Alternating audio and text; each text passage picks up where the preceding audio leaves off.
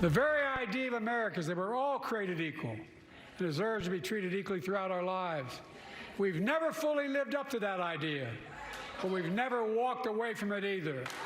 And I won't walk away from it now. One thing was quite clear, though. President Biden just doesn't get it. He's out of touch. Under his administration, families are worse off, our communities are less safe, and our country is less secure. Joining me now to talk more about tonight's State of the Union speech, Republican strategist Tamika Hamilton, a former U.S. Air Force sergeant who also challenged Congressman John Garamendi in 2020 and in 2022. We also have Democratic strategist Roger Salazar joining us in studio tonight, a White House and gubernatorial communications specialist who has worked with President Bill Clinton and Vice President Al Gore. Thank you both so much for joining us live in studio tonight. Yeah, I know it's also been a long day, and it's 10 o'clock, week. so a very long week as well. So thank you so much for sharing your insights with us. Let's start off with just your overall takeaways, impressions of the president's speech. Tamika, we'll start with you. Yeah, so it felt more like a campaign speech. You know, it felt very partisan, and it felt like just a rally for Democrats tonight. Roger, your thoughts? Yeah, no, I think that's exactly right. I mean, the final State of the Union for the president in his 4-year term is really the kickoff for his re-election campaign. And you can tell that in this speech today. You know, he needed to set the tone. I think he was feisty, he was combative, he was sort of taking it to his predecessor, and you know, ultimately he's going to be his challenger in this race, and really sort of trying to show. You know, the American public, you know, that this is the kind of campaign I'm going to be running. It's going to be aggressive. It's going to be, you know, feisty, and that's the approach he was taking. Yeah, a lot of people are talking about his energy level tonight. So let's expand on that. Some people have also, you know, not only just called it a campaign speech tonight, but also a wellness check. Roger, your thoughts? Yeah, no, and I thought for, you know, again, when I first thought of the speech, and I mentioned this to Tamika in the hallway, I thought, okay, they're probably going to have a short speech to keep it a little bit short given his age, but they didn't. It was a very long speech, you know, and I thought he handled himself very well, came across as very aggressive, took the fight to the Republicans on a lot of issues, immigration, you know, on taxes, on choice, and so, you know, in that sense, he came across as a little bit combative, which I think he really wanted to do. He wanted to go, sort of get across that I'm fighting for you, and I'm in this fight. His speech was 1 hour 7 minutes. He had a lot of energy. What were your thoughts? Did he do enough to prove to people that, hey, I'm in this? I think that he showed that he's on the defense, because he also mentioned his predecessor close to a dozen times. And that's something that you don't mention if you think you have it in the bag. When you're the incumbent, you're supposed to just, you know, go with strength, and I didn't see that from him tonight. Do you think that was a bit of a miss in the messaging by not saying Trump's name?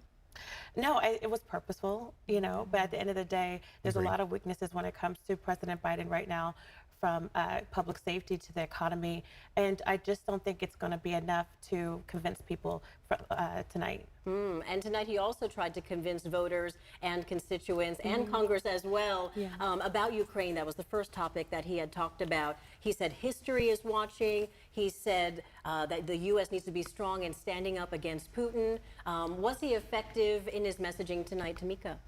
No, honestly, at the end of the day, we've been going through this saga with Ukraine for a number of years now. And while America is very benevolent, we would love to help everybody, but Americans are struggling. And to start off his speech, his campaign speech, talking about a foreign nation versus connecting with American people, that was a huge miss for me, and along with many others. And he did push for more aid in Ukraine. Was his message strong tonight? Yeah, I thought so. I think that he framed it, he took the opportunity here to frame this as an attack on freedom and an attack on democracy, basically saying that if we don't stop Putin here, he's not going to stop. He's going to keep going. I think adding the element of having Finland and Sweden and NATO sort of saying that, look, our alliances are increasing. We need to protect our alliances, and we need to make sure you know, that this guy doesn't move beyond Ukraine. Again, framing it as an attack on freedom and democracy, I thought was a good thing. And the president also tonight promising to protect abortion rights,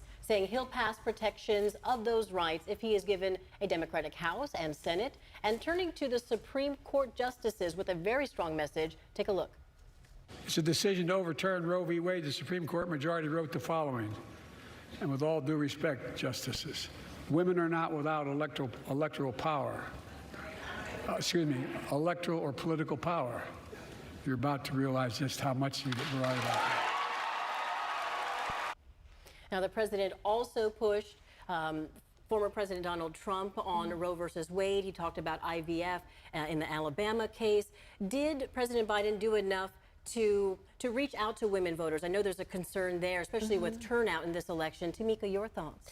Yeah, so this is an area that I've been saying for a long time that Republicans will struggle with. This suburban women, more precisely, that voting bloc is very important for both parties.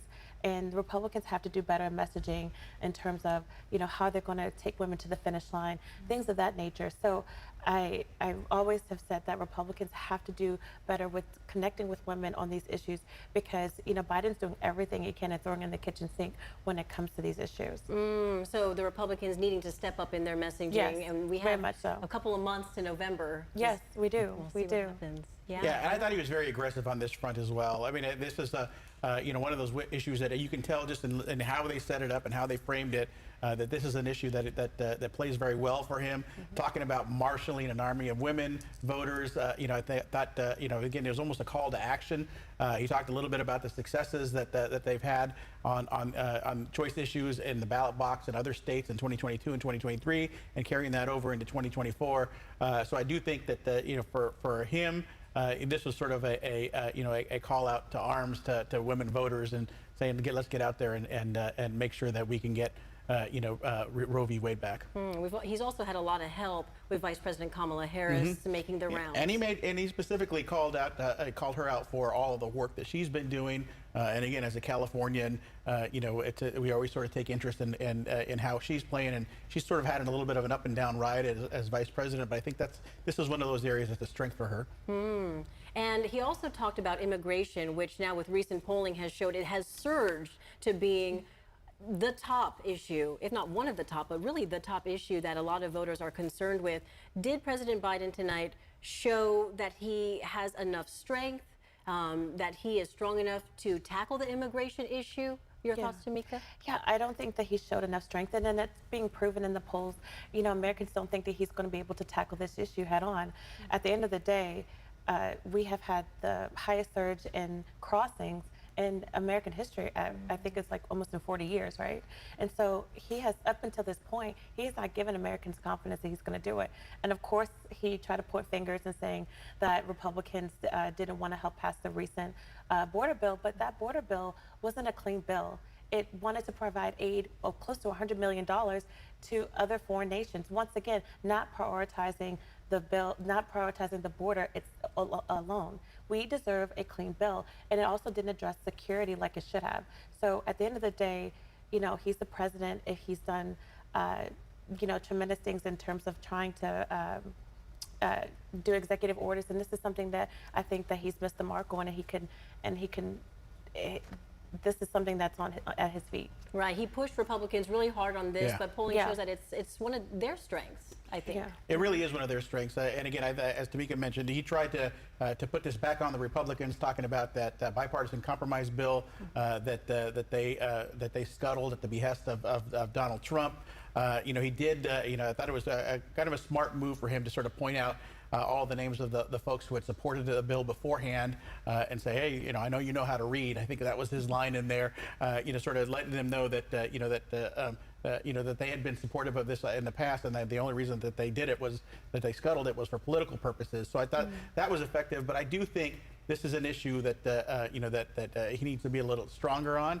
I don't think, I think he mentioned in the speech he called somebody an illegal, which is not going to play well with, with Latino groups and voters in that area. So, that is one where I think he can be a little stronger. And it's the wording and verbiage and slip-ups like that that we've seen in the past that have tripped him up. Yeah, and again, I just it shouldn't have been in there. The word shouldn't have been in there. And I don't know if that was an off the cuff. I can't see the teleprompter and what he's actually reading. But that was one of those ones that I think where you sort of have the call and response that you have, and I think he got a little bit trapped in the moment with when I think he was addressing Marjorie Taylor Greene at that point. Yeah. But at the end of the day, this is about him being president right now, and he can't continue to point the finger at Republicans. And so, hopefully between now and November, we have some resolution, because the crossings at the number is astronomical.